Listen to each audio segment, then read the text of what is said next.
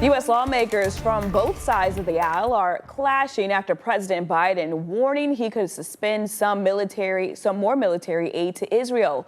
It follows a State Department report that found it's possible that U.S. arms claim civilian lives. ABC's Marcus Moore has the latest. Democratic and Republican lawmakers at odds over a newly released report by the State Department on whether Israel may have violated international law over its use of U.S. weapons in Gaza.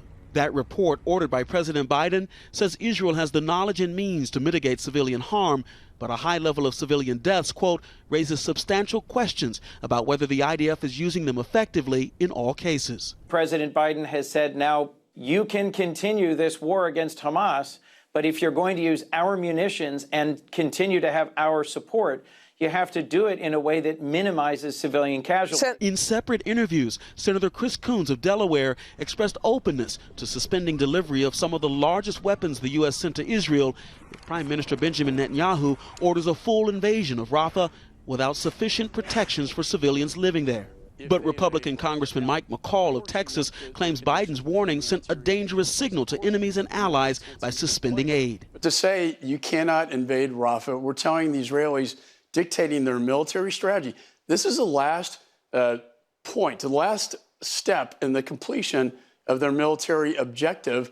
And for us to step in and say, no, you can't go into Rafah and finish the job, I think it's tantamount to an arms embargo. The UN says more than 300,000 people have fled Rafah since Israel issued a partial evacuation order and its ground operation began. The IDF emphasizing it is not a full-scale attack, something the U.S. has come out against. Our operations against Hamas in Rafah remains limited in scope and focus on tactical advances, tactical adjustments, and key military advantages, and have avoided densely populated areas. The IDF adding it's found several tunnels and killed dozens of Hamas fighters. This as negotiations on a ceasefire and hostage release remain on hold. Marcus Moore, ABC News, Tel Aviv.